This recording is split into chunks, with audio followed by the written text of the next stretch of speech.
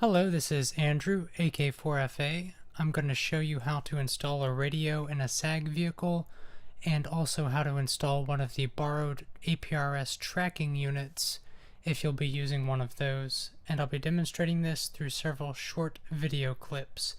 First, let's take a look at the Nissan vehicles. Now, this is under the hood of an Xterra, and we're taking a look at the battery right now. As I play that, you can see the battery terminals on either side, and those are on a 10mm bolt. That's a metric bolt, and there's plenty of space on either side. That's the positive terminal you can see there. And you can see the batteries on a lot of the SUVs, I'm not sure about all of them, are going to be on the passenger side of the vehicle. Now, if you want to connect directly to the vehicle's battery, you're going to want to do that using a fused connection so that you don't damage any of the vehicle's wiring. So let's take a look at what you might use for a fuse. This video here shows an inline fuse holder that has power poles on one end, and then it has spade terminal connectors on the other end, and you're going to want to use at least a 14 gauge wire when you're utilizing something like a FT8800, the Yaesu Mobile 2-meter and 440 radio, because that'll only draw about 50 watts. If you were going to do HF mobile, you might want to drop down to a 12 or a 10 gauge.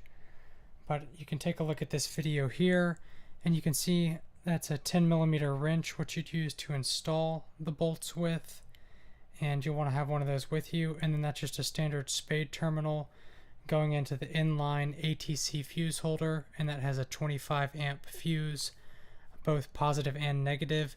The reason you're going to want to fuse it at the battery as well as the fuses that are already with the radio is that if you pinch the wires either in the hood or in the door or the window, you're not going to burn up the wire from that point on, and you're not going to short the battery because the fuse will pop at the battery. It would be extremely difficult to short the short connection right there, right at the battery. So next, let's take a look at actually routing some of the cables. This is underneath the hood, and you can see here we're looking at the negative terminal. And just as demonstration, the bolt was loosened with a 10mm wrench, and the spade terminal fits right over the bolt there, and then the bolt can be tightened back down. Sorry for the camera work there. So you'd want to put the spade terminal obviously on the other side of the bolt there and tighten it down.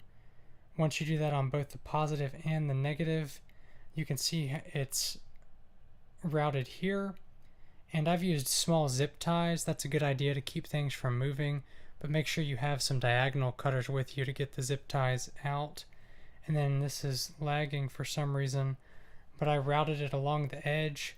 So you're going to want to keep it clear of any hot engine parts, such as the manifold or on top of the engine.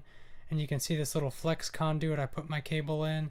You don't have to do that. You can just put it in directly and use zip ties, and I routed mine along the edge directly into the vehicle. Now when you get to the other side on the passenger compartment, you want to route them under the hood on the inside of what's the hood hinge there. So we'll take a look at this video. You can see the power cables coming out the other side, and you want to stay clear of the wipers. This isn't an SUV, so the wiper's pretty close to the edge, but you might get a little more clearance. Just make sure you route your cables where the wipers aren't going to pick them up because there's a chance of rain. Next, we're going to take a look at getting the cables inside the vehicle.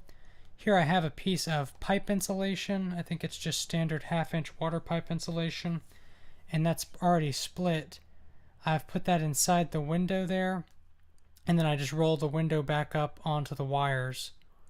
You can see, I don't know why this is lagging, but the wires come in from the outside, including the mag mount antenna there, and then they'll just go directly back in to the vehicle.